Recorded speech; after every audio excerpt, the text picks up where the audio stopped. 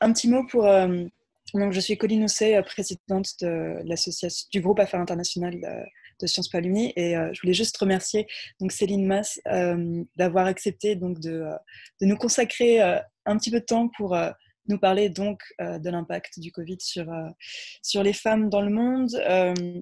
Je vais laisser Céline se présenter et évidemment voilà, revenir sur le sujet beaucoup mieux que je ne pourrais le faire. Donc un grand merci. Pour les questions, donc, vous avez peut-être vu le message d'Alessandra. Si vous avez des questions, n'hésitez pas à les mettre dans le chat et Céline pourra y répondre dans un temps d'échange après sa présentation. Voilà. Parfait. Tout le monde m'entend, ça va? Pas de protestation sur le son. Donc d'abord, un grand merci à Sciences Po Alumni, à Colline aussi qui a pris l'initiative d'organiser ce moment d'échange. Je suis, sachez-le, assez émue parce que je le raconte parfois, mais Samira Bellil, en fait, qui est décédée d'un viol, enfin, notamment des suites d'un viol collectif, avait fait une grande conférence à Sciences Po il y a une vingtaine d'années, à laquelle, en tant qu'étudiante, à l'époque jeune étudiante, j'ai assisté. Et c'est en partie cette conférence, avec des mots assez crus, beaucoup d'émotions et beaucoup d'engagement, qui m'avait convaincue qu'il fallait que je fasse quelque chose pour lutter contre toute forme d'inégalité dont les femmes peuvent être victimes. Et donc, Sciences Po a eu, de ce point de vue-là, une influence déterminante. Donc, en tout cas, cette rencontre avec Samira, à laquelle je pense aujourd'hui très fort. Donc, d'abord, voilà, merci Sciences Po et let's go. Alors, je vous propose un voyage que je vais essayer de rendre le plus didactique possible dans cette crise du Covid et l'impact qu'elle peut avoir sur les filles et les femmes. Ce qui va nous pousser à aller un peu avant, à faire un rewind, regarder un petit peu ce qui s'est passé et puis surtout envisager l'avenir. Et envisager finalement la crise. Vous savez qu'en grec, crise, ça vient de crisis, chrysen, qui veut dire l'acmé. Donc, c'est finalement un moment décisif, un moment dans lequel le jugement, les opportunités sont suspendues, dans lequel on peut finalement plonger dans le vide ou au contraire se relever. Et moi, j'ai tendance à croire et à espérer en tout cas qu'on a les moyens collectivement d'aider à un monde plus égalitaire, un monde meilleur pour les femmes et les filles notamment. Dans le futur, on va y revenir. Donc, pour démarrer, juste me présenter très rapidement et présenter également ONU Femmes France. Donc moi, Céline Mas, ça fait une vingtaine d'années que je suis engagée pour l'égalité. J'ai fait toutes sortes d'actions dans le domaine pour l'égalité entre les femmes et les hommes, qu'il s'agisse d'actions de terrain, d'actions de plaidoyer dans des think tanks. J'ai eu la chance de travailler à Terra Nova, et notamment avec Michel Rocard, quand il était président de ce think tank. J'ai fait des choses dans des associations de quartier en Espagne. Enfin, j'ai fait beaucoup de choses très différentes sur ce sujet, jusqu'à arriver en 2016 à ONU Femmes France et à en devenir présidente, avoir cet honneur et cette joie en 2018. C'est un titre bénévole, hein, ce n'est pas mon métier. Donc, mon métier, c'est plutôt la donnée, on va dire. Et aujourd'hui, surtout, j'expérimente et je développe 2 projets professionnels. Le premier, c'est Love for Livre, qui est une plateforme qui veut faire des émotions de lecture un levier de transformation sociale, qui travaille autour de tout ce qu'on appelle la bibliothérapie. Ça, c'est ma première activité. Et ma deuxième activité, c'est du conseil en impact social sur toutes les problématiques, notamment d'évaluation. Je ne prends pas, en revanche, je ne travaille pas sur des sujets liés aux droits des femmes dans la sphère professionnelle pour justement ne pas mélanger les genres et rester concentrée sur ce sujet dans le cadre d'ONU Femmes. Et ONU Femmes France, donc c'est l'émanation, l'agence et l'association, puisque c'est sa forme, qui représente UN Women. Donc UN Women a été créée en 2010 aux Nations Unies. Pourquoi en 2010? Ça peut paraître assez tardif, non pas parce que le sujet de l'égalité n'était pas abordé ou préempté au demeurant par les Nations Unies auparavant, bien sûr, mais parce qu'en 2010, les Nations Unies ont jugé utile de rassembler au même endroit et dans la même agence l'ensemble des moyens qui étaient à disposition pour accélérer sur ce sujet de l'égalité, qui aujourd'hui encore pêche de bon nombre de retards. On va le voir tout au long de ce moment partagé ensemble. Donc, UN Women né en 2010 et ONU Femmes France né en 2013. Et donc, nous, on fait 3 choses. On fait de la levée de fonds. Donc, on lève des fonds pour financer des programmes dans tous les pays du monde, puisque c'est une de nos particularités. Vous le verrez, UN Women est présent vraiment dans tous les pays, tous les continents, avec des actions de niveaux différents sur des sujets différents. Deuxièmement, on relaie le plaidoyer, donc toutes les campagnes de sensibilisation, certaines que vous connaissez sans doute, Orange Day notamment, campagne contre les violences faites aux femmes. Vous avez là sur le slide, je suis un post qui cherche un mur pour inscrire le féminicide dans la loi, puisque l'année dernière, notre campagne Orange Day était orientée pour l'inscription du féminicide dans la loi, qui nous semblait être un sujet important. Et puis, on a aussi toutes sortes d'actions en partenariat avec des entreprises, des associations, des universitaires pour de la recherche, pour développer certains programmes. Ça, c'est aussi important. Et enfin, dernier point, c'est, je dirais, aiguillon des politiques publiques.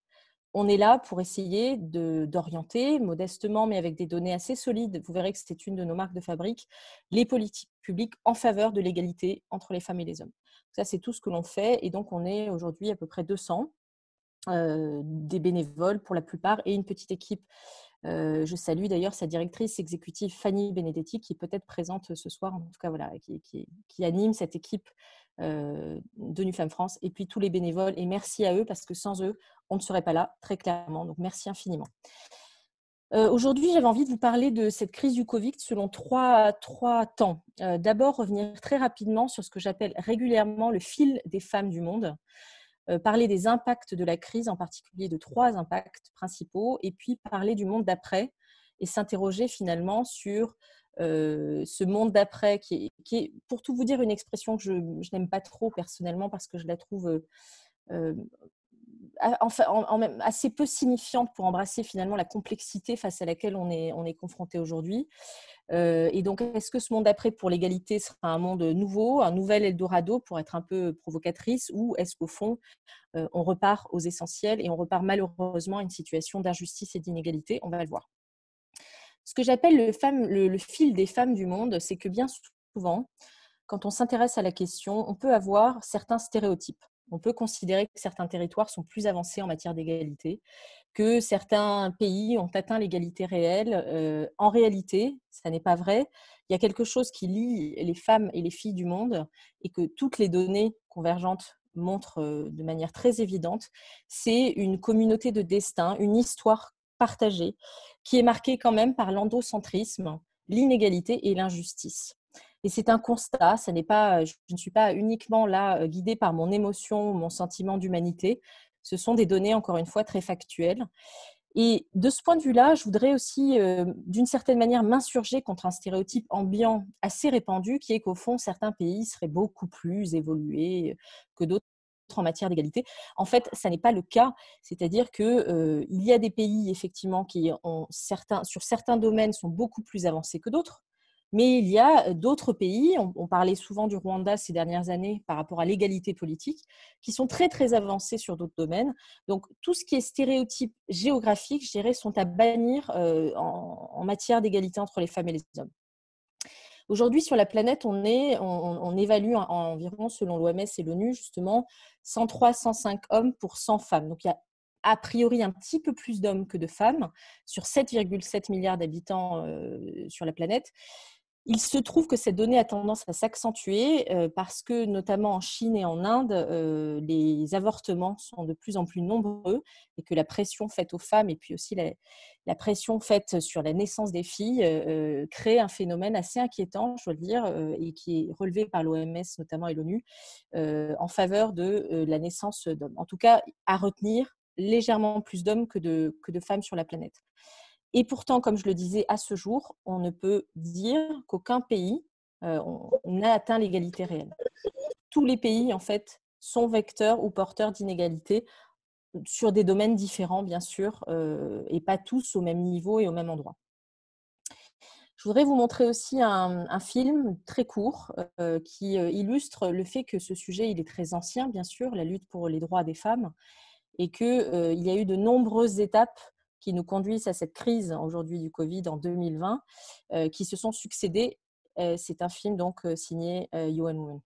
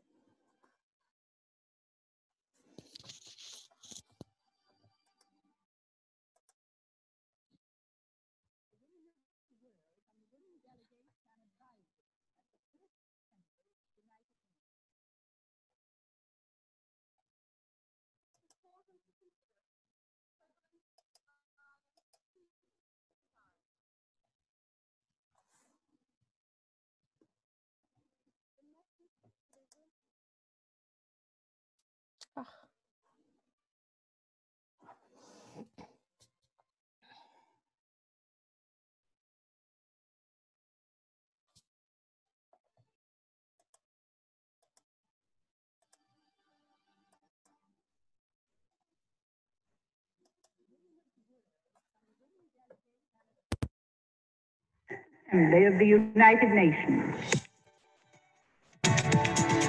It is important to consider the prevalence of violence within society. The message to the women of the world is, arise. The women's movement is a political movement. Human rights are women's rights, and women's rights are human rights once and for all. We are all witnessing a historic moment, a moment characterized by unprecedented solidarity.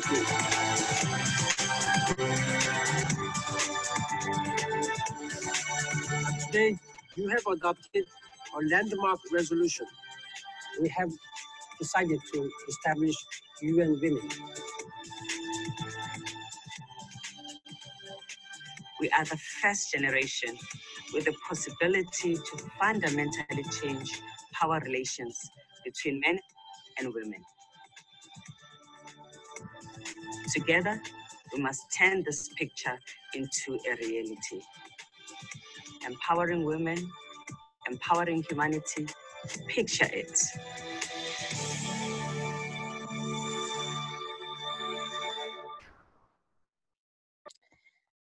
Merci. Alors, j'étais un petit peu audacieuse parce qu'au début, vous ne voyiez pas l'écran, ensuite, vous n'entendiez pas très bien le son, mais bon, ça a fonctionné, je crois, donc c'est l'essentiel. Du coup, je vais essayer de revenir, par contre, au PowerPoint si j'y arrive, et il est là. Voilà, ça demande un tout petit peu d'agilité, pardonnez-moi pour ce…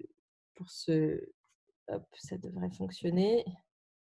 Ah non, alors attendez, excusez-moi. C'est le risque de montrer des films, mais bon, en même temps, ça contribue aussi toutes mes excuses. Maintenant, ils ont tous arrêté. Alors, voilà. Pardon? En cliquant sur Escape, oui, ça sortira le film. Oui, alors attendez, je vais essayer de repartager mon PowerPoint.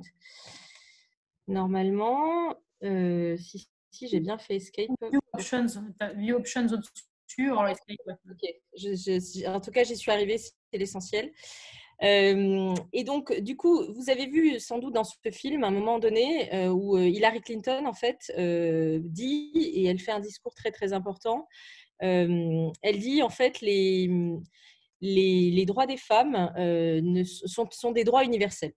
Et ça s'est passé quand? Ça s'est passé, vous le voyez en face de vous, à la conférence mondiale de Beijing en 1995. Donc, je parle de cette conférence parce que c'est de là dont je vais pouvoir vous parler un petit peu de ce fil des femmes que j'évoquais au départ, c'est-à-dire du fait qu'au fond, un constat domine, c'est que les inégalités entre les femmes et les hommes sont présentes dans tous les pays du monde, sur tous les sujets.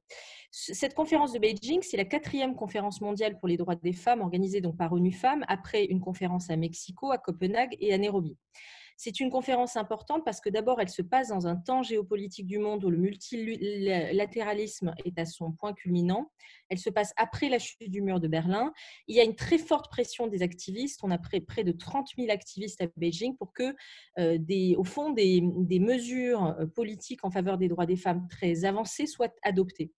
C'est une quasi-victoire puisque la plateforme de Beijing, donc on l'appelle la déclaration et le programme d'action précisément de Beijing, c'est aujourd'hui, sachez-le, la plateforme en matière de droits des femmes la plus avancée au monde.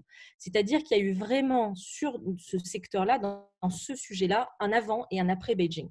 Et c'est aujourd'hui le principal document de politique mondiale sur l'égalité entre les sexes. Donc c'est quand même vraiment un moment très fort. Il y a eu à l'époque, sachez-le aussi, des débats notamment sur le droit des femmes à disposer de leur corps, portés par exemple par les États-Unis ou par le Vatican qui étaient présents. Donc il y a eu de nombreux débats. Mais cette plateforme, elle reste quand même une référence. Et j'y reviendrai, vous verrez pourquoi elle est importante. Le discours d'Hillary Clinton, j'en ai parlé, donc je passe. Si vous voulez, j'essaierai de partager avec vous de nombreuses données que vous pourrez retrouver en ligne. Regardez d'un peu plus près ce qui s'est passé depuis Beijing et à Beijing. Vous avez un rapport qui a été publié par ONU Femmes il n'y a pas très longtemps, qui est disponible en français. Que vous voyez ici, que vous trouvez en ligne, qui s'appelle Égalité des sexes, le point sur les droits des femmes 25 ans après Beijing. Et donc, il fait le point sur tous les sujets que vous voyez, donc le développement, l'élimination de la pauvreté, la lutte contre les violences, la participation, responsabilisation et les institutions sensibles au genre, la dimension de société pacifique et plus inclusive, et puis la protection de l'environnement et toute l'action en faveur du climat qui est aujourd'hui fondamentale. On y reviendra sans doute après.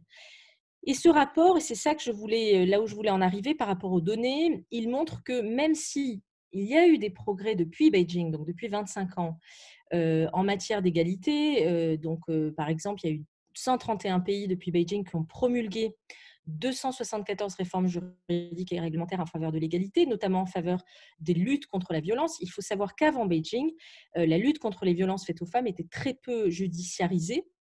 Et que Beijing a, de ce point de vue-là, constitué un tournant.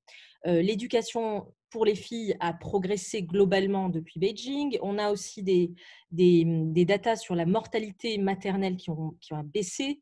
Donc, il y a eu quand même des avancées positives. Mais le travail qui reste à accomplir est immense. Je ne vais pas commenter toutes ces données, vous les avez sous les yeux et vous aurez par ailleurs ma présentation pour celles et ceux qui le souhaitent. Ces données étant en public, en demeurant. Qu'il s'agisse de vie politique, où un siège sur 4 dans le monde est occupé par les femmes, de niveau de pauvreté, de soins, travail domestique non rémunéré, de participation en termes de main-d'œuvre, de parité évidemment sur le lieu de travail. Les femmes sont encore payées dans le monde 16% de moins que les hommes et seulement un cadre sur 4 est une femme. L'accès à la finance, l'accès à la justice climatique. Regardez ce point qui est quand même très frappant. 39% des femmes employées travaillent aujourd'hui dans le monde, dans les secteurs agricoles, forestiers et de la pêche. Mais parmi ces 39% de femmes, uniquement 14% des propriétaires agricoles sont des femmes. D'ailleurs, il y a des études qui montrent que si les femmes avaient accès, si plus de femmes avaient accès à des terres agricoles, on pourrait faire reculer la pauvreté dans certaines terres d'Afrique, parce que ce serait plus efficace en fait en matière de partage du travail et d'accès à la propriété.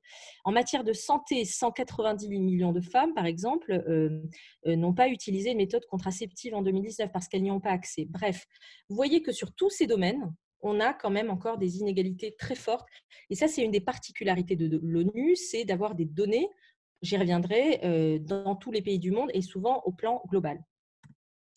Au-delà des données, ce qu'il faut retenir aussi, et c'est important que je vous parle du passé, j'ai l'air de ne pas vouloir arriver à la crise, mais en fait, sans comprendre ce passé, on n'arrive pas bien à la crise. Il faut comprendre le contexte, là où on était avant finalement le mois de mars, c'est-à-dire il y a à peine quelques semaines.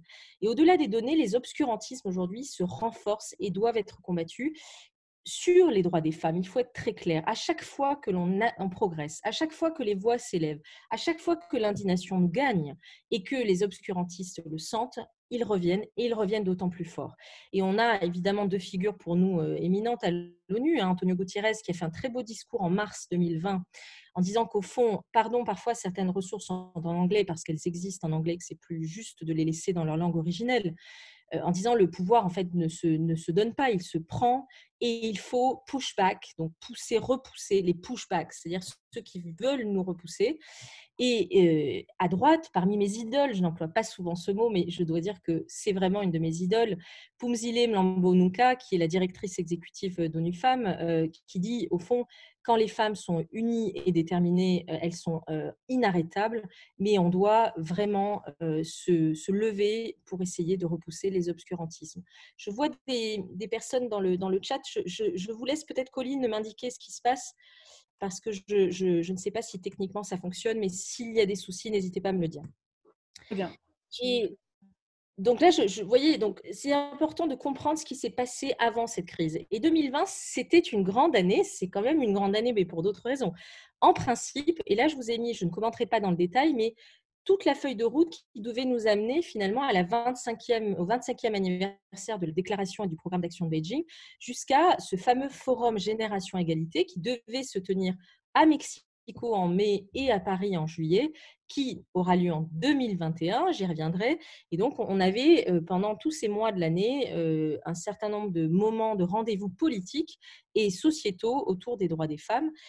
Simplement, voilà, la crise est arrivée et du nom d'un célèbre sociologue américain, un black swan, un cygne noir est arrivé, c'est-à-dire un phénomène sociologique géopolitique d'une magnitude inattendue et qui est venu bousculer finalement tous nos plans et toutes nos prévisions. Et donc, c'est le Covid-19.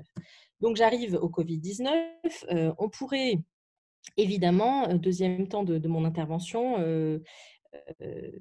ajouter à cette très célèbre citation que vous connaissez de Simone de Beauvoir le fait d'une crise sanitaire, qu'elle n'avait pas inclus dans la citation originelle, mais qui, en ce moment, est d'autant plus vrai. C'est-à-dire qu'au fond, le message clé, c'est de se dire que cette crise, elle vient encore une fois exacerber l'inégalité. Elle est très menaçante pour les femmes sur un certain nombre de domaines, et donc on doit être d'autant plus vigilant à pouvoir rester dans ce combat et rester engagé. Pour faire un peu simple, en tout cas résumé, cette crise, elle a 3 impacts au plan de l'égalité. Elle va avoir de l'impact sur toute la sphère économique et du travail. Elle va avoir de l'impact sur la santé des femmes et ce qu'on appelle les droits sexuels et reproductifs. Et évidemment, le sujet des violences dont vous avez sans doute entendu parler, qui sont aujourd'hui d'autant plus aiguës. Les inégalités, elles sont encore une fois exacerbées partout. Il n'y a pas de territoire préservé, d'îlot d'égalité où chacun vivrait heureux et en toute harmonie dans une égalité atteinte. Ça n'est pas vrai. Il y a de l'inégalité partout. D'abord, un point transversal, on va même de parler de ces impacts, se rappeler quand même qu'il y a une question d'accès digital, c'est-à-dire que cette crise, elle a pu, pour un certain nombre d'entre nous, et en l'occurrence plusieurs milliards de personnes, nous permettre de rester connectés. Il faut quand même savoir que dans le monde, les femmes sont moins connectées aux ressources, à des ressources digitales, donc elles ont été de manière, je dirais, organique, laissées de côté dans certaines régions du monde par rapport à tout le lien social qu'on a pu quand même conserver d'une certaine manière pendant cette crise. Ça, c'est une donnée de fond. Ensuite, quand on en vient au premier impact que j'évoquais, donc la crise a un impact économique et sur la sphère du travail. Pourquoi ? Parce que déjà à la base, les femmes, elles représentent donc en termes de population active 63% des travailleurs, travailleuses, et alors que les hommes, eux, forment 94% des travailleurs mondiaux. Simplement, quand on regarde en fait, donc là vous voyez un schéma dans toutes les régions du monde depuis 1998 jusqu'à 2018, donc c'est intéressant, on a quand même une temporalité relativement longue. On voit cette force de travail et cette population active en fait dans les personnes donc de 25 à 54 ans pour être précise. Donc les femmes en bleu, les hommes en vert, et vous voyez même visuellement, ça se voit au premier coup d'œil, que les hommes sont de ce point de vue-là surreprésentés. Maintenant, quand on va dans le détail, et c'est toujours ça qui est important dans les données, c'est de voir la granularité, on voit que, et pardon, là c'est en anglais, que les femmes, elles passent 3 fois plus de temps que les hommes à des tâches, disons, domestiques et du domaine du care, notamment à la maison. Donc ça, c'est quand même un sujet, c'est-à-dire que la crise a exacerbé des positions effectivement de prise de soins domestiques qui fait qu'on estime globalement que la charge mentale des femmes a quand même lourdement augmenté. L'inégalité salariale, donc à 16% au plan mondial, je le disais tout à l'heure, évidemment, elle ne va faire que s'accentuer, notamment parce qu'elle concerne aussi ce qu'on appelle l'économie informelle. Il y a bon nombre de pays, d'ailleurs à peu près tous les pays du monde sont concernés, mais encore une fois à des niveaux différents, notamment en Afrique, l'économie informelle est très développée, et donc cette économie informelle, en cas de crise, elle est touchée de plein fouet. À l'ONU, on a un exemple qui avait été de ce point de vue-là très illustratif, c'est l'exemple d'Ebola. Quand la crise d'Ebola a touché notamment le Libéria, on a constaté une aggravation de la précarité et de la pauvreté des femmes et des filles parce que justement, elles étaient confinées chez elles ou dans des situations de non-accès au travail et à l'économie informelle et qu'elles en ont été donc durement punies. Il y a aussi, de ce point de vue-là, une inégalité d'accès à ce qu'on peut appeler les institutions financières, qui peuvent être tout simplement une banque. Et de ce point de vue-là, 65% des femmes du monde y ont accès versus 72% des hommes. Donc, cette donnée, elle va là aussi s'aggraver. Et puis, un chiffre aussi sur la pauvreté, puisque les femmes âgées de 25 à 34 ans, elles sont 25% de fois plus susceptibles de vivre dans l'extrême pauvreté dans le monde, ce qui est quand même considérable.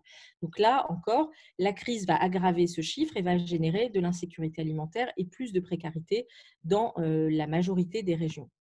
Ça, c'est le premier impact. Il y a beaucoup de données, mais encore une fois, je pense que c'est très important de partir de là. Le deuxième impact, c'est, je l'évoquais tout à l'heure, la santé et les droits sexuels et reproductifs. Donc, là-dessus, on a d'abord des femmes qui sont en première ligne des métiers du soin et des métiers de la santé, puisqu'on estime que les femmes représentent 70% à l'échelle mondiale du secteur sanitaire et social. Pourtant, dans ce même secteur, elles gagnent, là encore, 11% de moins que les hommes. Donc, je rappelle, au plan global, 16% de moins sur l'ensemble des métiers. Sur les professions sanitaires et sociales, 11% de moins. Ce qui veut dire que concrètement, elles sont extrêmement mobilisées dans cette crise. Elles sont dans les hôpitaux, elles sont dans les EHPAD, elles sont sur le terrain, mais qu'elles vont quand même avoir une rétribution financière qui va être moindre, au-delà évidemment de tous les phénomènes d'épuisement, de risque de burn-out que vous connaissez, qui touchent bien sûr aussi les hommes. De ce point de vue-là, il n'y a pas de différence. Soyons très clairs. Donc, premier point, les femmes en première ligne. Ensuite, donc là, je vous ai mis quelques données pour donner des exemples par région. En France, les femmes représentent 78% de la fonction hospitalière globale. Pardon, du coup, ma slide a glissé. Hop, je vais y revenir. Au niveau mondial, en 2019, 58,2% des emplois des femmes étaient dans les services. On estime que ces taux atteignent 80% en Amérique du Nord, dans l'Union européenne, en Amérique latine ou dans les Caraïbes. Et là-dessus, on entend donc ces services-là, la garde d'enfants, la vente de détail ou l'hôtellerie et le tourisme. Donc, ça correspond à toutes ces professions-là, disons. En Afrique subsaharienne, les femmes représentent 7 agents de santé donc communautaires qui vont aider dans les communautés à prendre soin des aînés, à prendre soin des personnes, sur 10. Là encore, ce sont des femmes. Donc, quand on prend et la donnée globale et des données par région, et puis on pourrait aller beaucoup plus loin, en fait, des données, nous, on en a des centaines, donc j'aurais pu développer, mais je pense que l'idée, c'est surtout de garder en tête le message global. On voit bien que les femmes, de ce point de vue-là, sont vraiment en première ligne de cette crise. Deuxième point dans la santé, l'accès aux contraceptifs et la continuité de ces services de santé. Est-ce qu'on peut toujours se faire soigner lorsque l'on est une femme? Est-ce qu'on peut avoir accès à une pilule contraceptive, à d'autres moyens contraceptifs? Eh bien ça, là aussi, c'est menacé ça a été menacé, c'est encore menacé par la crise du Covid. Un exemple, en Amérique latine et dans les Caraïbes, 18 millions de femmes supplémentaires vont perdre l'accès aux contraceptifs. Pourquoi? Parce qu'il peut y avoir plusieurs raisons à ça. Les politiques publiques se concentrent sur d'autres sujets. Donc là où il y avait des aides pour avoir accès aux contraceptifs, ça n'est plus le cas.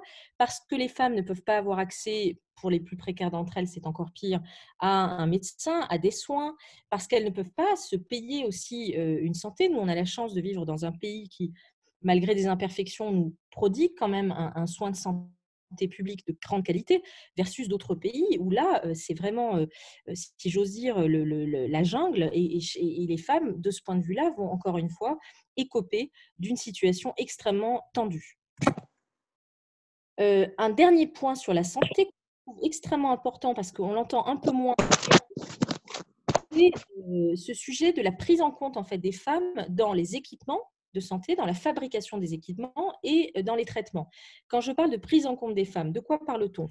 Quand vous fabriquez un masque, par exemple, un prototype, quel que soit l'objet, eh bien, si vous prenez les dimensions physiques, la morphologie masculine, évidemment, vous n'aurez pas les mêmes dimensions que la morphologie féminine. Eh bien, sachez qu'il y a quand même un androcentrisme assez marqué sur ces sujets-là et qu'il ne date pas de la crise. Et je voudrais là-dessus vous orienter, si ce sujet vous intéresse, vers les excellents travaux de l'INSERM, en particulier Catherine Vidal, qui est une compagne de route pour UniFemmes France, qui nous accompagne depuis longtemps et qui a travaillé sur ces sujets via de nombreux articles. Pardon, du coup, la slide est allée plus vite que ma parole, mais du coup, ça me permet de continuer. Donc, vous voyez, la santé, de nombreux sujets, les femmes dans le secteur sanitaire et social, l'accès aux moyens contraceptifs, notamment les droits sexuels et reproductifs, et puis ce sujet un peu moins évoqué, mais que je crois très important, de l'intégration des femmes finalement dans la fabrication des traitements et puis dans la fabrication de tous les objets qui conduisent à nous soigner, à prendre soin de nous. Troisième sujet terrible, ce sujet tragique, sujet qui ne diminue pas, ce sont les violences faites aux femmes. Donc, on estime qu'il y a 137 femmes qui sont tuées par un membre de leur famille chaque jour dans le monde. Ça, ce sont des chiffres extrêmement récents. Ils étaient déjà évidemment très inquiétants, terrorisants et j'ai envie de vous dire, suscitant un effroi presque ineffable avant la crise. Mais ça s'est évidemment accentué puisque le confinement, vous l'imaginez bien, crée des huis clos, l'enfer c'est les autres. Là, ça n'a jamais été aussi vrai. Et en l'occurrence, les femmes menacées par leurs compagnons, puisqu'on sait que les violences domestiques notamment, ou les violences en général, sont très souvent l'œuvre de personnes intimes, connues, souvent les compagnons en l'occurrence, se sont aggravées de manière très forte. Là-dessus, on a l'appareil, c'est en anglais, vous me le pardonnerez, mais la ressource n'existait pas encore en français. On a des chiffres qui sont intéressants et qui corroborent ce que je viens de dire du point de vue de cette donnée-là. En France, par exemple, on estime qu'on a une augmentation à peu près de 30% des violences domestiques et conjugales depuis le début de la crise. En Argentine, on parle d'à peu près 25%. À Chypre, à Singapour, on parle de 30 à 33% d'appels sur les plateformes de lutte contre les violences. En France, donc c'est le 39-19. J'en profite pour refaire passer le message. Et puis, dans d'autres pays, on a aussi une aggravation de cas de violences domestiques. Le Canada, l'Allemagne, l'Espagne, le Royaume-Uni, les États-Unis. Enfin, aucun pays au monde, de ce point de vue-là, n'est épargné, malheureusement. On estime, ça je trouve que c'est une donnée aussi intéressante, que tout cela, en fait, le coût global et social de la violence faite aux femmes depuis le début de la crise a été estimé à 1,5 milliard de dollars. Donc on est sur des proportions qui sont absolument gigantesques. Et donc, de ce point de vue-là, le déconfinement va, on l'espère, permettre de resserrer un petit peu, de desserrer un petit peu l'étau. Néanmoins, ce problème-là, il est systémique et j'ai envie de vous dire, il est philosophique. Et moi, je crois beaucoup. Alors, il y a des débats dans le champ féministe sur cette question. Et je crois qu'on doit les assumer avec beaucoup de tranquillité. Moi, personnellement, là, je parle à titre personnel, je suis absolument en phase avec la philosophe Geneviève Fraisse qui dit que le sujet du droit des femmes à disposer de leur corps et le corps donc des femmes dans la société, tel qu'il est vu, perçu, exploité et traité par notamment les hommes ou d'autres femmes parfois, est un sujet majeur. J'estime que quand on ne dispose pas de son corps librement, on ne peut pas travailler correctement, on ne peut pas s'éduquer et que c'est un sujet extrêmement fondateur. C'est ce que pense Geneviève Fraisse, mais là-dessus, il y a des débats et je pense que c'est sain qu'il y ait des débats puisque le féminisme est caractérisé par la liberté de parole des femmes notamment et donc le débat est quelque chose qu'on accueille, je pense, de manière très positive. Sur les violences, donc l'épidémie d'Ebola l'avait montré, les violences domestiques dont j'ai parlé, entre guillemets, elles sont accompagnées d'autres types de violences, notamment dans des pays qui y font face. Ça peut être des violences type mariage forcé, trafic d'êtres humains. C'est une violence endémique et qui concerne essentiellement les femmes et les filles, ou les exploitations sexuelles.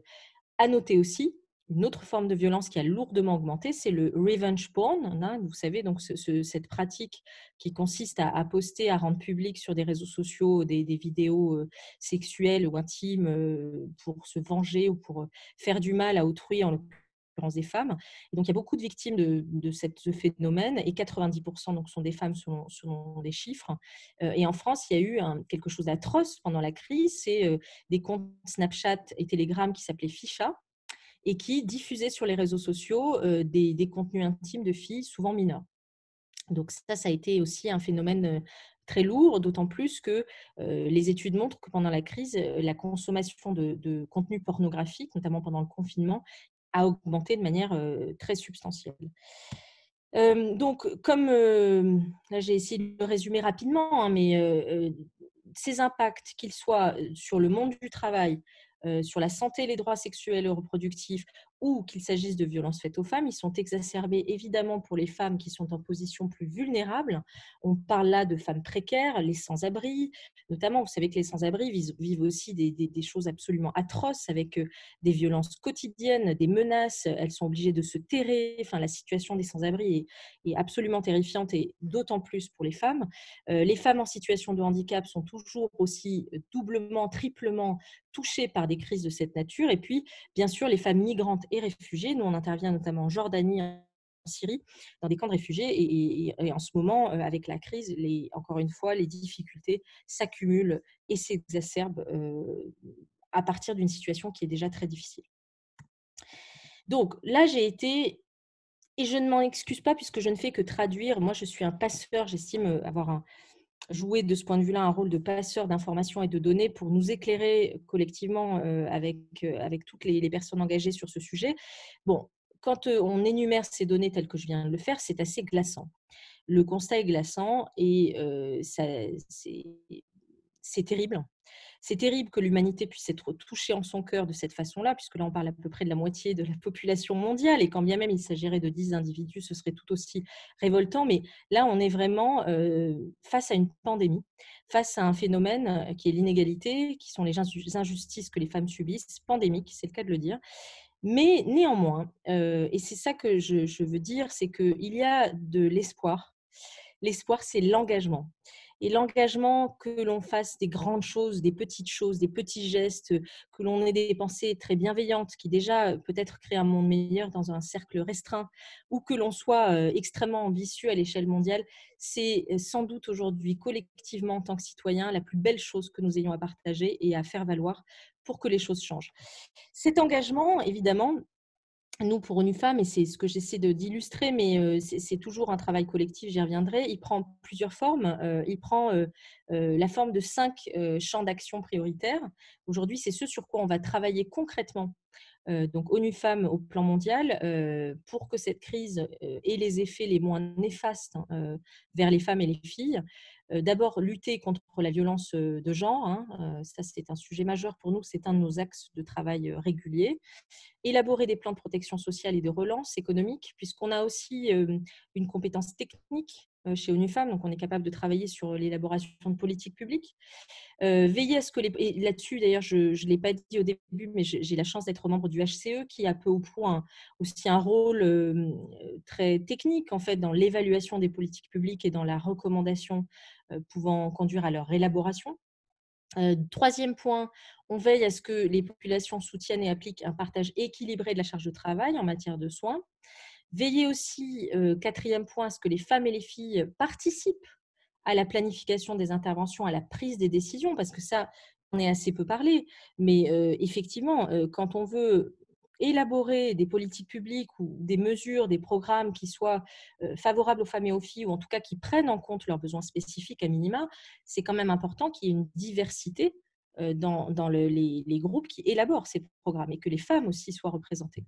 Et bien sûr, cinquième point, plus technique, là encore, tenir compte des questions de genre dans les données et dans les mécanismes de coordination. Alors là, je m'apprête, je l'espère, à déminer peut-être quelque chose que vous ignoriez ou sur lequel on se pose beaucoup de questions. On a beaucoup de questions sur les programmes, ce que fait ONU Femmes. En fait, ONU Femmes a des milliers de programmes dans le monde. C'est pour ça qu'il est parfois difficile pour nous, lorsque on nous pose des questions, d'arriver à vous pointer précisément toujours le programme ou les programmes concernés, parce qu'il y en a tous les jours des nouvelles actions émergent et des nouveaux programmes sont construits avec souvent des acteurs de terrain. Donc, je ne vais pas les lire, ça n'a pas d'intérêt, je vous enverrai ces slides, mais vous verrez que là, sur les violences, on a des programmes de plusieurs natures et vous verrez que de nombreux pays sont concernés, on intervient vraiment partout dans le monde. Les violences, on va se concentrer sur des domaines d'action précis, on va se concentrer sur la prévention, la sensibilisation, sur le soutien à des évaluations. C'est très important d'évaluer la situation pour pouvoir prendre les bonnes mesures, permettre un accès aux services essentiels, services de santé, services d'assistance pour les femmes victimes de violences, et aussi soutien à des groupes de femmes. Et vous verrez, là, j'ai listé des exemples très précis qui se déploient en ce moment même. Et c'est là la force de l'ONU, c'est comme on a un réseau mondial qui est très, très développé, on est capable d'intervenir très rapidement autour d'une problématique ou sur un territoire, voire dans des territoires de conflits ou très difficiles d'accès pour d'autres types de structures, disons. Pareil, deuxième point, c'est la protection sociale. Encore, je ne vais pas vous lire la slide, ça n'a pas d'intérêt, mais si je vais vous donner juste peut-être le deuxième exemple. Donc, en Géorgie, on intervient en partenariat avec des ONG, donc des organisations non gouvernementales, pour conduire des entretiens avec des femmes propriétaires de petites entreprises, notamment dans le secteur agricole. Et pourquoi ces entretiens? Vous allez me dire à quoi ça sert? Ça sert à comprendre, encore une fois, quelle est la situation et à pouvoir derrière prendre des mesures très immédiates avec un impact très fort pour changer la situation. Au Sénégal, on va acheter du riz pour des femmes productrices. Au Liban, on va avoir des programmes sur la rémunération et l'emploi. On intervient aussi, c'est important, dans les camps de réfugiés jordaniens, avec le PAM, qui est le Programme alimentaire mondial, et on va avoir des interventions qui sont fascinantes du point de vue de la technologie, puisqu'on va utiliser de la blockchain pour pouvoir avoir des interventions humanitaires directes face à et avec des populations de réfugiés. Donc la technologie, c'est aussi important pour nous. C'est une de notre marque de fabrique, utiliser la technologie pour accéder notamment à des territoires en grande difficulté. Partage des tâches, on a aussi, là encore, je ne vais pas les citer, j'en cite peut-être un parce que je trouve qu'il est intéressant avec le PNUD, là encore avec une association, une agence onusienne sœur. On intervient en Équateur avec les transferts d'argent qui sont destinés aux femmes sous forme de rémunération contre le travail. Donc là, on assure le fait que des tâches sont rémunérées, sont justement rémunérées. Au Malawi, on va apporter du soutien à la sensibilisation des influenceurs, des réseaux de jeunes, des leaders religieux, traditionnels. Ça, c'est important aussi. Il faut avoir accès à ces populations. Il faut pouvoir, avec eux, nouer un dialogue qui nous permette réellement de faire évoluer la situation concrètement. Et ça, c'est aussi quelque chose que l'on chérit, c'est la force du dialogue. L'ONU, vous savez, c'est une organisation qui prône la paix et qui cherche à utiliser des moyens pacifiques prioritairement pour résoudre les grands sujets de la planète. Donc, le dialogue, c'est toujours au cœur de notre philosophie. On a une campagne également qui s'appelle Hifoshi at Home. Hifoshi at Home, c'est la grande campagne portée par Emma Watson qui place les hommes en fait au cœur aussi de l'égalité, puisqu'il fait des hommes des acteurs très importants dans l'atteinte de l'égalité. Et Hifoshi at Home, c'est l'idée de valoriser via des rôles modèles, via des personnalités, via des citoyens tout simplement, le fait que les hommes ont à la maison un rôle très important et que s'ils en parlent et qu'on peut enfin faire sauter ce tabou ancestral du fait que les femmes seraient, entre guillemets, responsables de la maison et les hommes de l'externe et de l'extérieur, du grand monde à conquérir, alors on pourra avancer aussi plus vite vers un partage plus égal des tâches domestiques. D'autres exemples sur l'autre volet, la participation à la prise de décision. Donc là, pareil, je ne détaillerai pas, mais l'idée par ces différentes actions dans plusieurs pays, c'est de faire en sorte que les femmes soient mieux représentées, qu'elles aient du leadership et qu'elles puissent, dans cette crise et après la crise, être des actrices éminentes en fait, de la reconstruction de ce monde d'après, je le mets encore entre guillemets. Et enfin, pareil, participation à la prise de décision, pardon, et enfin, tenir compte des données. Donc là, c'est tout ce qui est finalement soutien technique au gouvernement, par exemple, pour les aider à avoir des stratégies d'intervention qui soient très orientées vers les femmes et les filles. Au Liban, on va travailler avec l'OMS pour appuyer la protection de mesures qui tiennent compte du genre, etc., etc. Donc, vous voyez, sur tous ces domaines que je vous ai listés, qui sont nos domaines d'action, on va dans de très nombreux pays, vous avez peut-être vu la liste au fur et à mesure, intervenir avec toutes nos compétences et très souvent en partenariat. Autre initiative que je voulais souligner, que l'on lance en ce moment, c'est une initiative qui permet en fait d'échanger autour de la violence domestique avec ses salariés lorsqu'on est une entreprise. Vous voyez les logos au-dessous, là encore j'insiste, ça a été fait en partenariat avec We Empower, la Commission européenne, l'Union européenne, l'Organisation internationale du travail et ONU Femmes.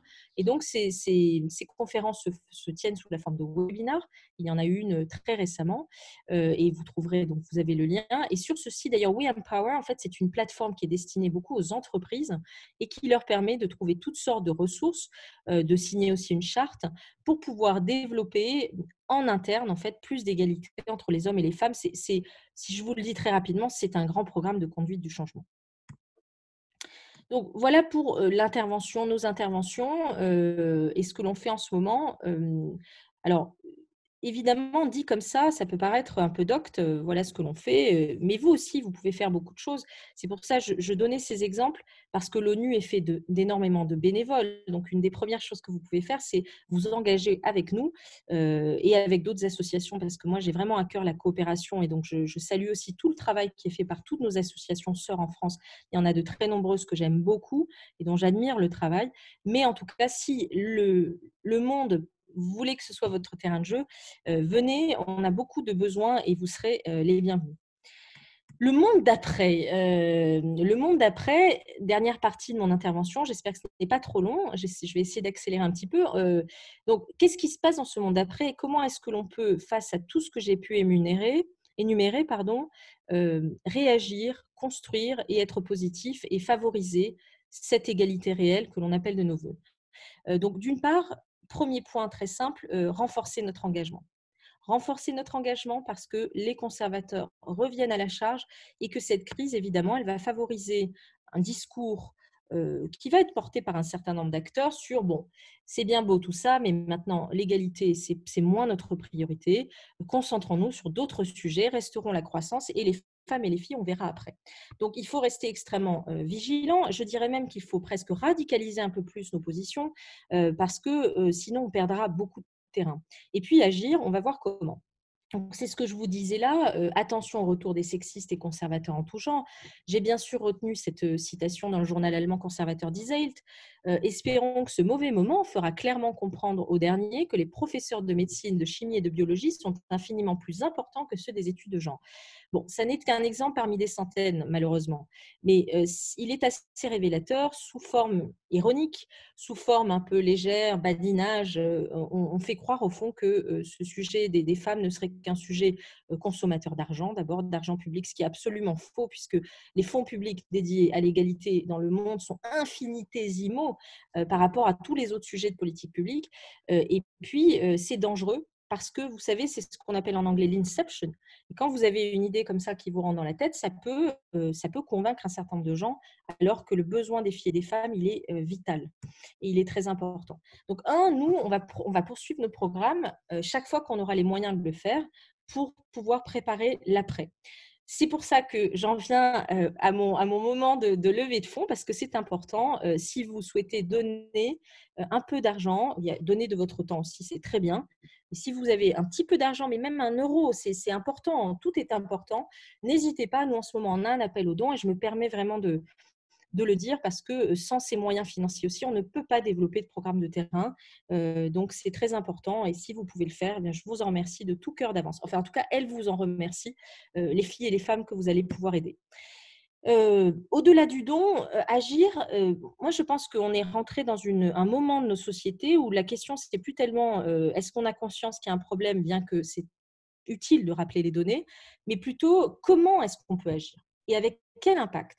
Parce que agir, c'est important, mais il faut savoir via quelle méthodologie et qu'est-ce qu'on obtient, comment on arrive enfin à avoir des actions déterminantes pour atteindre l'égalité. Donc, je vous donne quelques pistes de réflexion qui ne prétendent pas à l'exhaustivité, bien entendu. Le premier point, c'est vraiment cette idée de coopération. Je l'ai dit tout au long de mon intervention, nous, on ne conduit que très rarement d'actions qui ne sont pas concertées et qui ne sont pas partenariales. On a la chance d'avoir des agences sœurs à l'ONU, bon nombre d'agences avec des moyens d'intervention importants à l'échelle de la planète, c'est-à-dire qu'on peut se déployer géographiquement dans bon nombre d'endroits. Et donc, tout ce que l'on fait, c'est ensemble. Et ça, c'est très important dans notre philosophie aussi. On travaille beaucoup avec des associations de terrain, parfois des toutes petites associations en termes de taille, mais peu importe. Ce qui compte, c'est est-ce qu'on a les bons acteurs, ceux qui sont pertinents, qui connaissent les territoires, qui sont capables rapidement d'avoir une réponse pragmatique en fait, aux problèmes de terrain.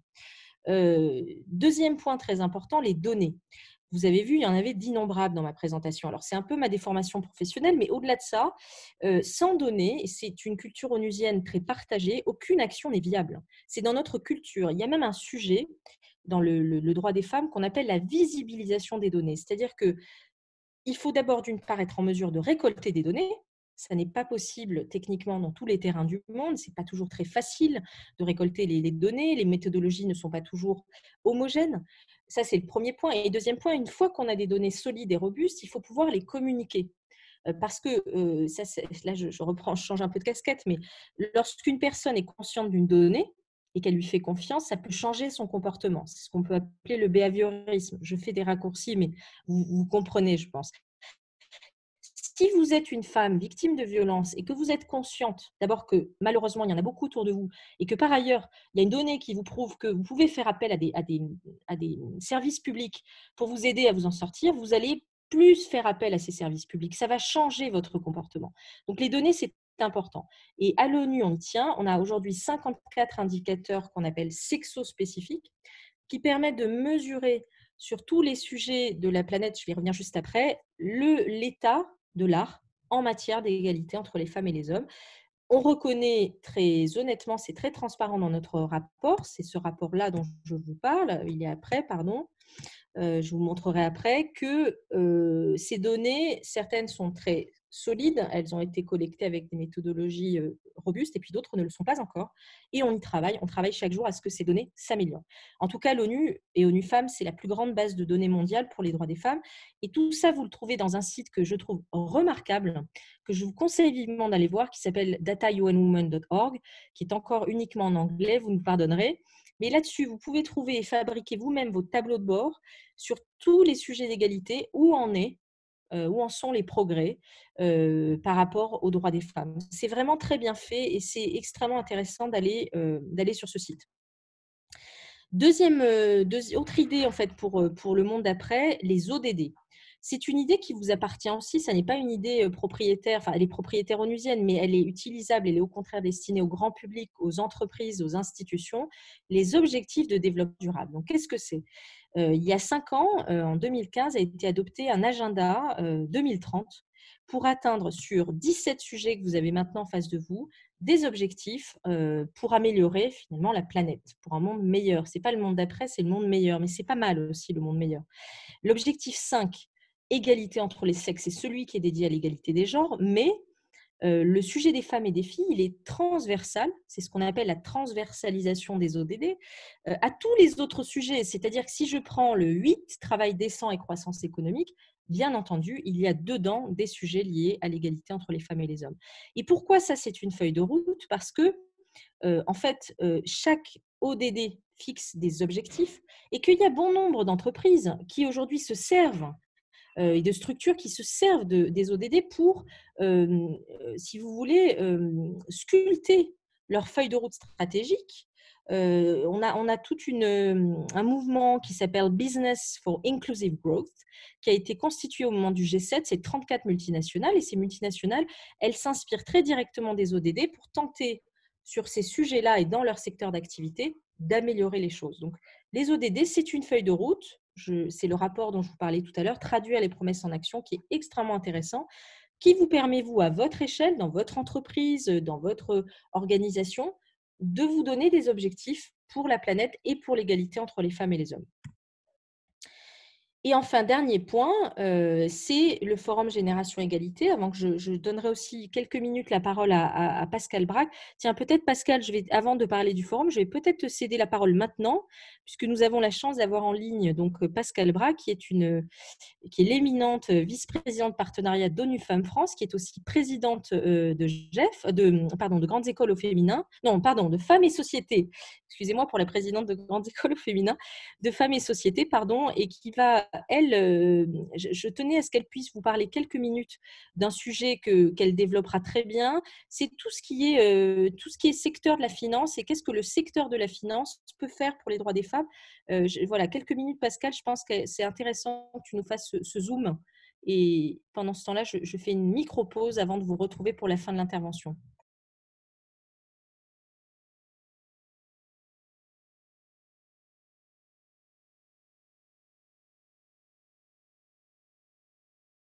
Effectivement, sur la base des ODD, une vision un peu, enfin même carrément macro, systémique d'une une évolution qui pourrait être absolument révolutionnaire, quasiment révolutionnaire, dans l'approche et le développement des droits des femmes, à savoir l'investissement massif, si possible, du monde de la finance.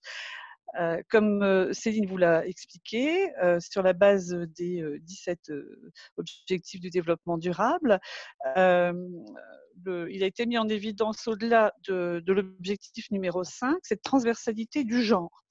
Et en particulier, ONU Femmes a décliné pour ses propres programmes phares une sous-matrice de ces objectifs du développement durable et qui a mis en évidence cette transversalité avec en particulier le fait que 14 de ces objectifs du développement durable, donc sur les 17, pouvaient être impactés. Partant de là, ça a mis en évidence l'existence d'un effet de levier qui consistait à investir sur les femmes. Très concrètement et rapidement, si on prend le DD énergie, j'aime bien, alors pardon pour les personnes qui connaissent déjà l'exemple, mais il est très très parlant. Si vous donnez un panneau solaire à une femme qui n'a pas d'énergie, qui est perdue au fond de la brousse, avec cette énergie solaire, elle va pouvoir installer une pompe qui va lui éviter les 4 heures de corvée d'eau quotidienne, qui va lui donner du temps, qui va lui donner de l'eau d'ailleurs pour également développer de l'agriculture. Les petites filles également pourront aller à l'école. Il y aura tout le développement d'une meilleure nutrition, d'un meilleur équilibre de la société. Voilà, donc toute une dynamique autour de ça. Donc, partant de cet effet de levier sur le terrain, eh bien, cette approche d'effet de levier amène assez naturellement à un effet de levier du financement, avec l'intérêt de flécher ces financements sur des actions ciblées sur les femmes et sur les filles. Et à partir du moment, là aussi, où on définit cet effet de levier financier, on peut arriver là dans une dynamique qui est un peu analogue à celle qui a été enclenchée pour le climat et la lutte contre le réchauffement climatique, et qui a posé la question du rôle de la finance comme un acteur, comme un vecteur majeur du changement, en l'occurrence pour la situation des femmes. Et en l'occurrence également, comme pour le climat, en fait, on a de nombreux investisseurs qui ont pris conscience de cet enjeu et qui sont tout à fait prêts à s'y engager, ils sont prêts à y aller. Alors, avant le Covid, il était déjà question de converger le sujet, le grand sujet, et de pouvoir faire converger des sommes potentiellement colossales, susceptibles de s'investir dans des besoins qui sont énormes également sur le terrain. Tout ce que Céline a développé montre bien que tout ça appelle également des fonds importants qui ne sont pas disponibles actuellement, d'où l'appel à générosité que nous faisons régulièrement. Et le sujet, l'enjeu, c'est de mettre ces besoins du terrain, qui sont gérés sur le terrain, dans une forme qui est en quelque sorte financiarisable. Donc concrètement, on a donc cette réflexion dans une optique de financement d'actions sur le terrain en faveur des droits des femmes, qui vient nourrir et accentuer le travail qui est déjà fait depuis les accords de Paris en 2015, donc dans la logique des green bonds. Eh bien, ça vient accentuer ce travail dans cette approche de social bonds ou de finances d'impact. Et donc, on a là, et Céline parlait des data de référence qui permettent de définir, qui permettent de fixer des objectifs, qui permettraient en l'occurrence de mesurer des performances dans un registre nouveau, qui ne soit plus sur le modèle classique de performance exclusivement financière. Et donc, je dirais que cet enjeu-là, qui était déjà important avant le Covid, eh bien, ne peut qu'en ressortir exacerbé du fait de tous les enjeux sociaux qui devrait, et on l'espère, accélérer toutes ces réflexions. Voilà ce que je voulais ajouter, c'est qu'on a quand même aussi, on a d'énormes actions sur le terrain, d'énormes enjeux sur le terrain, évidemment très concrets, mais on a une piste tout à fait importante et pour faire avancer également le sujet au niveau global et des financeurs. Je suis un peu gênée parce que je ne se passe rien, je ne suis pas du tout sûre qu'on m'entende. J'espère qu'on m'a entendu. Si, on t'a entendu. Ah bon, ok, voilà. Parfait. Donc voilà, j'ai voulu aller vite. J'espère que j'ai été claire, mais c'est un élément vraiment déterminant pour l'après.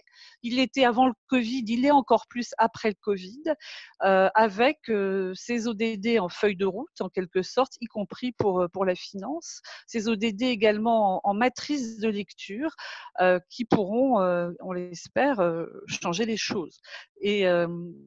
Et d'ailleurs, dans le cadre du forum, tu vas certainement y revenir, Céline, il y a clairement un objectif qui est, comme pour la COP 21, d'amener les financiers de tout profil à accentuer leur engagement sur ce registre. Voilà ma Merci contribution. beaucoup, Pascal. J'essaye de terminer très rapidement parce que je voulais vraiment avoir beaucoup de questions et d'échanges et le temps presse. Merci infiniment. Le dernier point dont je vais vous parler très rapidement, c'est vraiment ce forum Génération Égalité. Pourquoi? Parce que c'est un forum société civile. Donc, je vous ai parlé de Beijing il y a 25 ans. Là, on était sur un moment multilatéral d'États avec la plateforme de Beijing, 189 États donc réunis. Là, c'est tout autre chose. Le forum Génération Égalité, c'est l'année prochaine, et donc pas cette année, cause du Covid, la société civile qui se rassemble à Paris à minima pour faire pression sur les gouvernements, les dirigeants et toutes les personnes qui ont de l'influence sur ces décisions pour que l'égalité entre les femmes et les hommes accélère de manière beaucoup plus radicale. Donc, dans le rapport que j'évoquais tout à l'heure, ONU Femmes a analysé que depuis 25 ans, on devait capitaliser sur 4 catalyseurs de changement pour accélérer dans cette égalité, promouvoir les mouvements et le leadership des femmes, exploiter la technologie. Je parlais de la blockchain en Jordanie, mais c'est vrai que c'est vraiment un axe pour nous de développement fort. Faire en sorte que personne ne soit laissé de côté, notamment les femmes les plus vulnérables, et puis harmoniser les engagements et les ressources. Dans le rapport, vous avez beaucoup plus de détails, bien évidemment. Ce forum Génération Égalité, donc c'est, comme je le disais, le plus grand moment de rassemblement de la société civile depuis 25 ans. C'est un forum, c'est une campagne. C'est les 6 ans, et pas les 5 ans, puisque c'est l'année prochaine des ODD. Ce sera les 11 ans de la déclaration 1325. La déclaration 1325 de l'ONU, c'est la déclaration qui promeut la place des femmes dans le règlement des conflits armés, puisqu'il est prouvé par plusieurs études que lorsque les femmes prennent part au règlement des conflits, le temps de la paix est plus durable. Voilà, ça c'est aussi très intéressant. Pour nous, c'est un axe de travail très important. Ce sera les 26 ans donc, de Beijing, pas les 25 ans, les 11 ans de la création d'ONU Femmes. Donc c'est une grande année qui peut nous attendre ensemble l'année prochaine si on se retrouve tous autour de Génération Égalité. Ça, c'était feu affiche donc, que l'on avait. Et il y a 2 manières de s'engager, si je résume. Il y aura des coalitions d'action dont les sujets sont en face de vos yeux, et donc des sujets majeurs, des droits des femmes, la violence, la justice, les droits économiques, l'autonomie corporelle, les droits sexuels et reproductifs, l'action pour la justice climatique. Les femmes ont un très grand rôle à jouer sur le climat, on pourrait en faire une conférence en tant que telle, les technologies et l'innovation, et puis le mouvement et le leadership féministe. Donc ça, ce sont des coalitions État, entreprises, organisations de la société civile qui vont, j'ai envie de vous dire, sous forme de capsules d'action, pendant 5 ans, accélérer les choses pour faire en sorte que ces thèmes-là soient substantiellement avancés d'ici 5 ans en matière d'égalité. Et puis, quelque chose dont je voulais parler parce que je trouve que c'est assez important, c'est aussi le fait que l'ONU, dans ce cadre-là, a instauré un programme qui s'appelle les 12 petits gestes qui comptent énormément pour la génération égalité. Donc, qu'est-ce que c'est que la génération égalité, hein? Ce sont toutes ces générations qui se passent le flambeau depuis des décennies pour atteindre l'égalité, notamment les plus jeunes. Et ce programme d'action quotidien, il est important parce que bien souvent, en fait, les personnes, moi je le vois très régulièrement dans des discussions même informelles, ont l'impression de ne rien pouvoir faire. Ah, mais toi, tu es à l'ONU, mais moi, j'ai 15 ans et puis voilà, je suis dans mon lycée, qu'est-ce que je peux faire? Eh bien non, on a tous le pouvoir de changer la donne et ce petit programme très, très modeste et à la fois très, je trouve, très, très impactant, qui va par exemple conseiller de lire des livres féministes ou qui va conseiller de communiquer sur telle ou telle action, qui va conseiller au quotidien d'aider un petit peu dans son foyer, enfin des choses qui sont très quotidiennes. C'est par ce quotidien-là et par ces petits pas-là que l'on crée le monde meilleur. Ça n'est pas uniquement par des grandes politiques mondiales qui parfois nous échappent un peu. Non, c'est aussi dans ce quotidien, c'est très important de l'avoir en tête et de pouvoir transmettre aux enfants et aux plus jeunes aussi qu'ils ont ce pouvoir. C'est merveilleux d'avoir du pouvoir. Au pouvoir au sens de changer les choses et d'améliorer les choses. Et ça donne notamment aux plus jeunes un levier interne d'émancipation qui est formidable et sur lequel on peut travailler. Et enfin, un dernier point là-dessus, ONU Femmes France a sélectionné depuis plusieurs semaines à peu près 100 initiatives autour de l'égalité qui vont se passer en France. Donc, ça peut être des initiatives culturelles, de formation, d'art, enfin, beaucoup de choses différentes. Et ça s'appellera le Festival d'engagement citoyen. Ça commence le 7 mai. On espère que, enfin, ça a commencé, mais ça va s'amplifier. Disons, on espère que vous serez au rendez-vous pour relayer, participer, etc. Ça va beaucoup se passer en ligne à cause du Covid, mais voilà, on a essayé d'adapter les choses. J'arrive à la fin. Je voulais vraiment partager ce dernier point de comment construire ce monde d'après, qui, encore une fois, est issu des propos de mon idole. Je vous dis, je n'emploie pas souvent ce terme, mais elle fait vraiment partie de mon panthéon de personnes que j'admire beaucoup, parce que c'est quand même l'ancienne vice-présidente d'Afrique du Sud. Elle a quand même cheminé aux côtés de Nelson Mandela, et quand vous la voyez dans un café, c'est la personne la plus chaleureuse, la plus accessible et la plus franche qu'il m'ait été donné de connaître. Donc, j'ai vraiment une affection particulière, une grande admiration pour Madame Mlambo Nunca, notre directrice exécutive. Et dans le temps, le 8 mars 2020, elle avait ce propos que je trouve très important, puisqu'elle nous rappelle quand même que parmi les femmes, toutes ne sont pas engagées finalement pour l'égalité, pour faire reculer l'inégalité. Parmi celles qui s'engagent, toutes ne vont pas avoir le courage de se battre, hein, parce que bon, il faut savoir, quand vous êtes engagé, vous subissez quand même un certain nombre d'agressivité, parfois de cyberharcèlement. Enfin, c'est pas facile tous les jours. Et encore, nous, on est dans un pays, j'ai envie de vous dire, où l'état de droit fonctionne quand même globalement par rapport à d'autres États. Et donc, beaucoup de gens regardent cette lutte avec sympathie, mais ça n'aide pas en fait. Elle a été assez franche en employant ce terme. Et donc, elle dit, en fait, il faut des objectifs communs, il faut un langage commun pour engager le plus de monde possible. Et ça, je crois que c'est très important. Je vous le redis, vous avez le pouvoir, chacun a le pouvoir de changer la donne, même à un niveau tout petit, tout modeste, mais c'est avec ces niveaux-là modestes, avec le cœur et les convictions que l'on change le monde. Ça n'est pas le monde, nous appartient, on est chez nous. Enfin, nous appartient au sens où on est visiteur, mais on y est tous, en fait, et toutes. Et donc, on a tous ce pouvoir. Et ça, je veux vraiment le dire parce que je crois que c'est très important et c'est ça qui fera que peut-être on arrivera à construire ce monde meilleur, que vraiment, j'appelle de mes voeux. La prochaine slide étant un film, et comme c'est dangereux de montrer des films, je ne le montrerai pas, mais il est très beau. C'est un film sur Génération Égalité, mais je ne vais pas le montrer. J'espère qu'il ne va pas se déclencher. Mais par contre, je vous conseille de le regarder parce qu'il donne des frissons. International Women's Day 2020. On est la Génération Égalité. C'est un très beau film. Et voilà, je vous invite à le regarder en ligne si vous en avez envie. Il dure très peu et il est très fort. Voilà, merci beaucoup. Je crois que j'arrive vraiment à la fin de… Ah ben non, il se déclenche. Alors attendez, je vais essayer de me sortir de là. Oui, ça va. J'arrive de toute façon à la fin de mon intervention. J'espère ne pas avoir été trop longue. Merci Pascal à nouveau et peut-être prendre quelques questions avec grand plaisir. Merci beaucoup Céline. Alors, excusez-moi, au moment où j'active mon micro, il y a des bruits de travaux derrière. Je vais être extrêmement brève pour éviter de vous imposer ces bruits parasites. Céline, il y a déjà un certain nombre de questions qui ont été posées sur le chat. Est-ce que vous voulez prendre quelques secondes pour les lire et répondre à celles que vous souhaitez?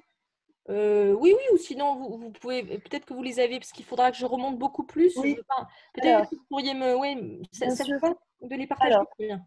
il y avait une première question sur en fait une comparaison entre Covid et Ebola en termes d'impact en Afrique de l'Ouest Mm. et s'il y a eu des leçons qui avaient été apprises justement sur la gestion de la crise du virus Ebola pour adapter au Covid. C'est la première chose. Il y avait une question sur l'impact du Covid sur les groupes plus marginalisés au sein des femmes, LGBTQ+, Mm. handicapées, par exemple. Excusez-moi, il y a une interruption.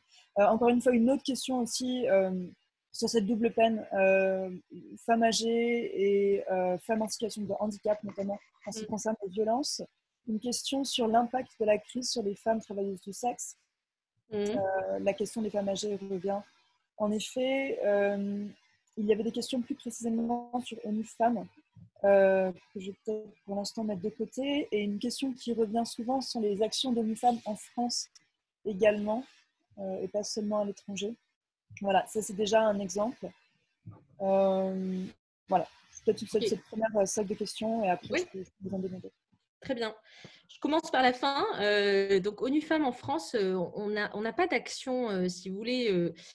On va accompagner, par exemple, certaines associations, les aider. Je pense à Ali El Badawi, qui a une action qui s'appelle Café des femmes dans les quartiers, qui crée des moments de rassemblement, de discussion avec les femmes autour de sujets qui concernent leur vie quotidienne, par exemple.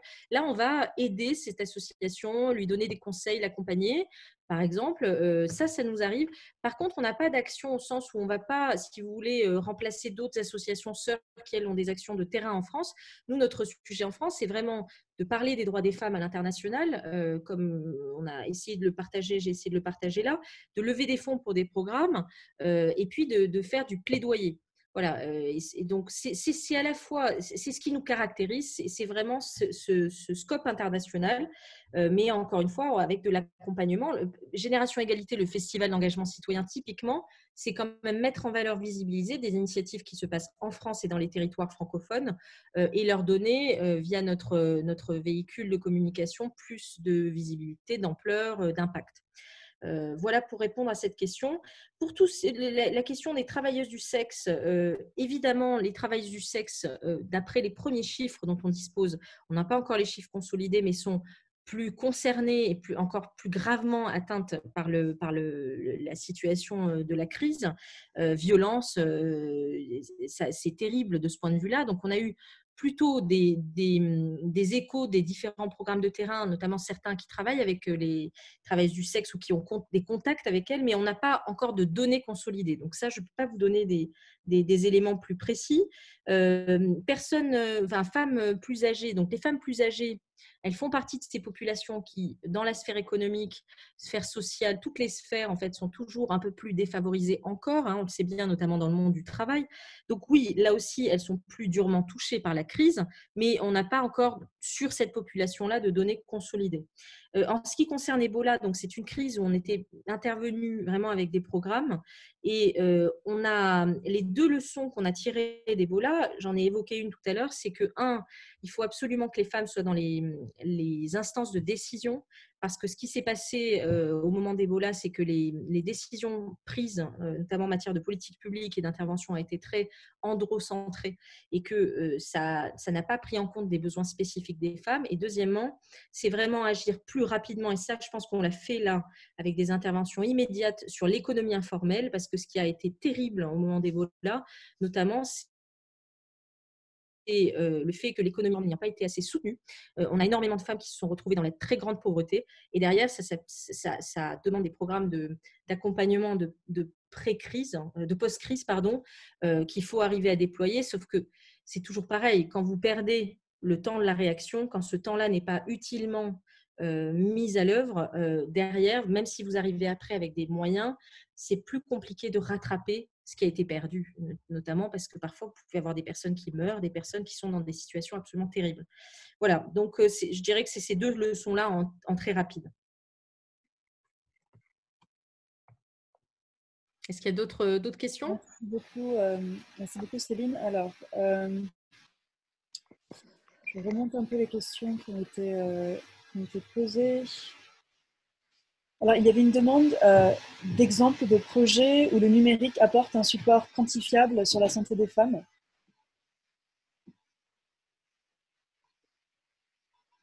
C'est pas forcément un projet Covid qui me vient en tête. C'est un projet qui s'appelle African Girls Can Code, qui a été développé donc pendant plusieurs années. Ça a commencé notamment en Éthiopie. Et le principe, c'est quoi? Ce sont des camps, enfin, en tout cas, c'est comme ça que c'est dit en anglais, mais des filles, des groupes de filles qui sont recrutées dans plusieurs pays d'Afrique et qui viennent ensemble apprendre à coder. Et ça, c'est hyper intéressant parce que elles codent pourquoi? Elles codent pas juste pour apprendre le code, elles codent pour créer des applications. Et dans ces programmes-là, donc ça fait 2 ou 3 ans qu'ONU Femmes, avec des partenaires locaux, développe ces programmes. Il y a plusieurs applications qui sont justement liées à la santé des femmes, aux droits sexuels et reproductifs, que ce soit en matière de prévention, de pédagogie, d'éducation, parce qu'il y a aussi à éduquer, entre guillemets, certaines jeunes femmes ou jeunes filles aux possibilités en la matière. Voilà, donc ça a eu un impact très, très, très net. Et puis après, dans les camps de réfugiés, donc je vous ai parlé de la Jordanie, qui effectivement, on intervient en Jordanie et aussi en Syrie. On a utilisé la technologie, en particulier des applications qui n'ont pas forcément besoin du Wi-Fi en fait, pour être actives. Alors, ne me demandez pas quelle est la technologie, ça dépasse mes compétences, mais ça existe. Bibliothèques sans frontières le fait d'ailleurs aussi, pour pouvoir aider des femmes à signaler qu'elles avaient été victimes de violences ou tout simplement quand elles étaient malades ou souffrantes. En fait, parce que parfois, vous savez, les camps de réfugiés, c'est des très, très, très grands espaces où on peut même perdre des populations. Donc ça a été utile très directement. Voilà 2 exemples qui me viennent. Merci beaucoup. Alors je ne sais pas si Hélène Rambourg est toujours connectée, mais en tout cas, elle a laissé un message disant qu'elle était intéressée pour engager Pôle emploi dans le cadre de leur démarche RSE. Donc, je vous invite également aussi à remonter après cette conférence le fil de conversation. Plusieurs personnes vous ont laissé des messages et ont laissé également leurs coordonnées. D'accord, merci beaucoup. Je pourrais, si vous le souhaitez, vous transmettre l'enregistrement du chat, comme ça vous pourrez lire. Ah oui, merci. Oui, parce qu'après, si ça s'arrête, Exactement. Je vous enverrai l'enregistrement du chat. Parfait, merci beaucoup. Merci. Et il y a une question qui a été formulée de la manière suivante. Comment peut-on gagner davantage de visibilité lorsque l'on met en place des actions au profit des droits des femmes? Il s'agit d'une personne qui travaille à la Villa des Créateurs et qui travaille en partenariat avec l'Institut Women's Safe and Children pour proposer un lundi par mois dédié à cette association dans leur lieu. Donc des conseils un peu pratiques en termes de visibilité sur ce sujet. Alors là, je reprends un peu une autre casquette de communicante, mais je pense que d'abord, l'idéal, c'est de s'associer. C'est-à-dire que vous allez avec d'autres associations, ça c'est important, ça donne aux initiatives finalement plus de force, plus d'impact. Deuxième petit conseil, éventuellement pouvoir contacter des influenceurs, des intellectuels, des artistes, voilà, des personnes qui ont une audience quelle qu'elle soit, que des gens écoutent, qui ont envie de les écouter, pouvoir les associer. Mais attention, il ne faut jamais que ce soit fait de manière superficielle, c'est-à-dire qu'il faut que les personnes, nous on a par exemple la chance d'être accompagnés par Jane, la chanteuse, mais avant de pouvoir sceller, si j'ose dire, cette alliance, on l'a rencontrée plusieurs fois, elle est très internationale de par son parcours, elle est convaincue par les droits des femmes. Vous voyez, il faut que ce soit sincère et authentique. Et si c'est sincère et authentique et que c'est fait sérieusement, avoir vraiment des personnes comme ça qui vous représentent, quel que soit leur aura, c'est important. Ça aide vraiment à donner à votre action plus de force. Et puis, la persévérance, dernier petit conseil, c'est-à-dire que, vous savez, les réseaux sociaux, tout ça, c'est quand même aussi, ne l'oublions pas, une bulle. Telle que la bulle Internet existait, c'est-à-dire qu'il y a des fakes. Donc, ce n'est pas grave si vous avez l'impression d'avoir une audience, en tout cas virtuelle, relative, soyez là, continuez à faire vos actions, restez concentrés et un jour ou l'autre, de toute façon, vous finirez par être connu. Parce que quand on fait les choses bien, sincèrement et en y mettant de l'application, un jour ou l'autre, les autres finissent par le voir. Voilà, ça j'en suis convaincue.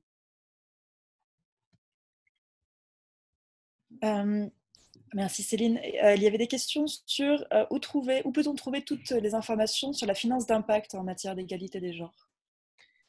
Alors ça, c'est Pascal qui est la spécialiste du sujet parce que je pense qu'il y a plusieurs informations qui ne sont pas tellement en fait en ligne. Enfin, Pascal intervient si tu veux. Je ne crois pas qu'il y ait de site Oui, où on… je peux confirmer, en fait, il n'y en a pas, justement. C'est bien l'enjeu, c'est en train de se faire.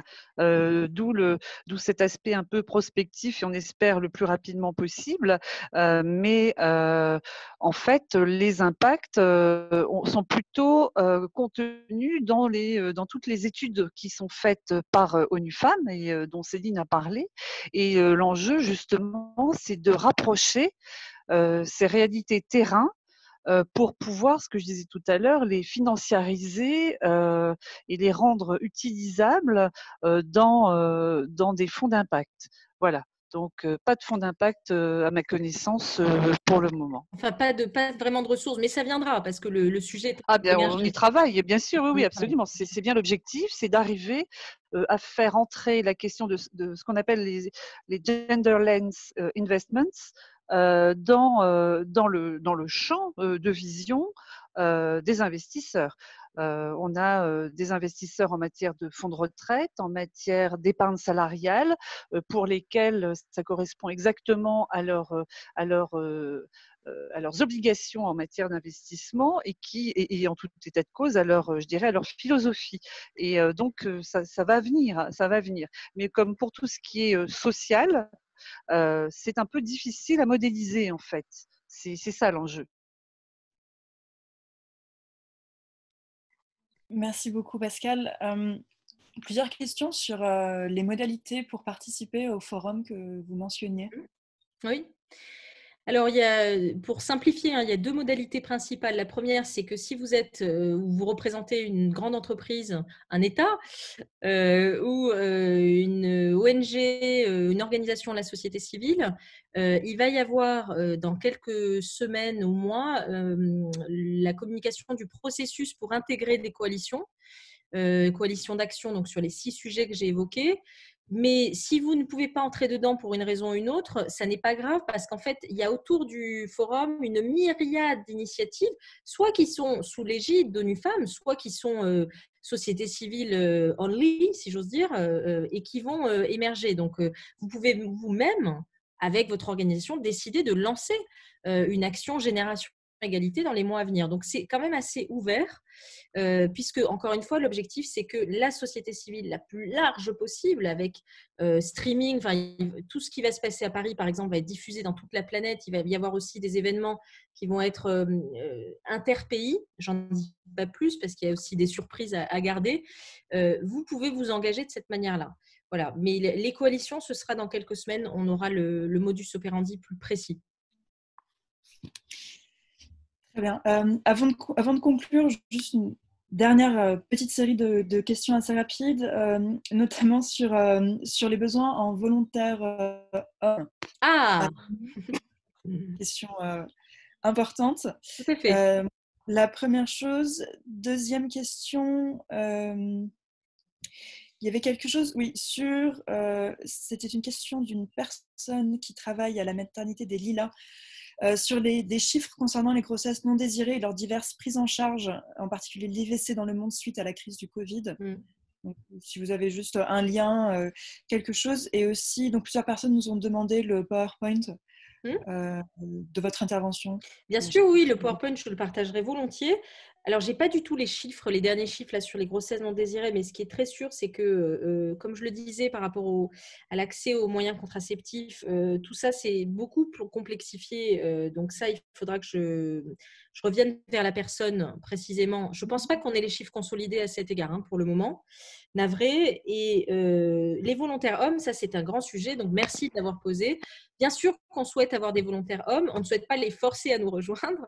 On souhaite que ce soit librement consenti avec une grande motivation. Il se trouve qu'en fait, on n'en a pas tant que ça parce que je pense que souvent les hommes qui arrivent dans des associations très féminisées peuvent se demander un petit peu comment trouver leur place, etc. Mais en fait, c'est très simple. Votre place, elle est là. Nous, on est vraiment partisans d'E4She, comme je le disais. Donc, la place des hommes, elle est centrale. Et surtout, si vous voulez, rationnellement, je ne vois pas comment on va arriver à construire un monde plus égalitaire si la moitié de l'humanité n'est pas engagée dans ce mouvement. En fait, ça va être compliqué. Donc, on a besoin de vous et donc, soyez les bienvenus. Voilà, tout simplement.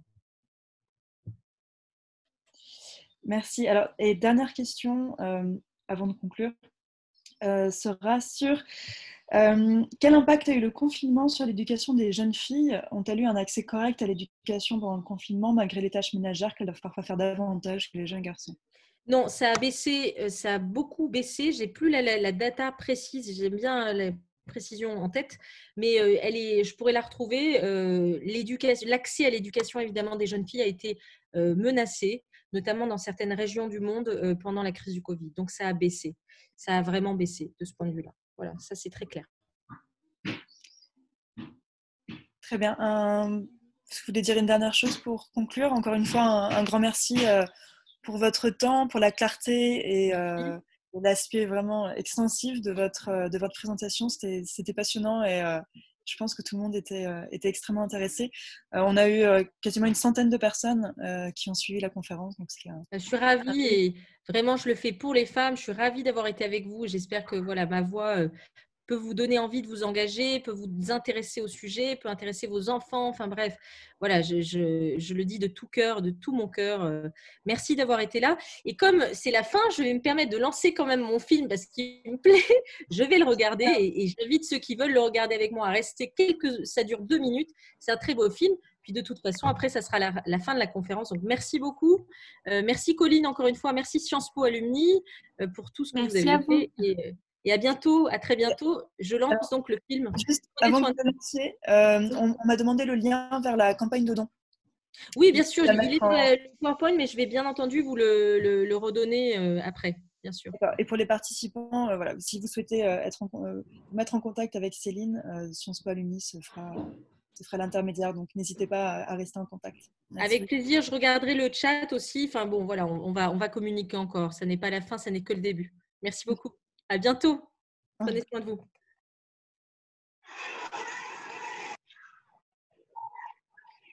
What defines a generation? Is it just about the year you were born? Or is there something more? We may have lived through different decades, different circumstances, different countries, but we all share in the global, everyday push for our rights, for justice, for a world that is equal. Perhaps what defines our generation isn't our age or our background, but the line in the sand that we have drawn.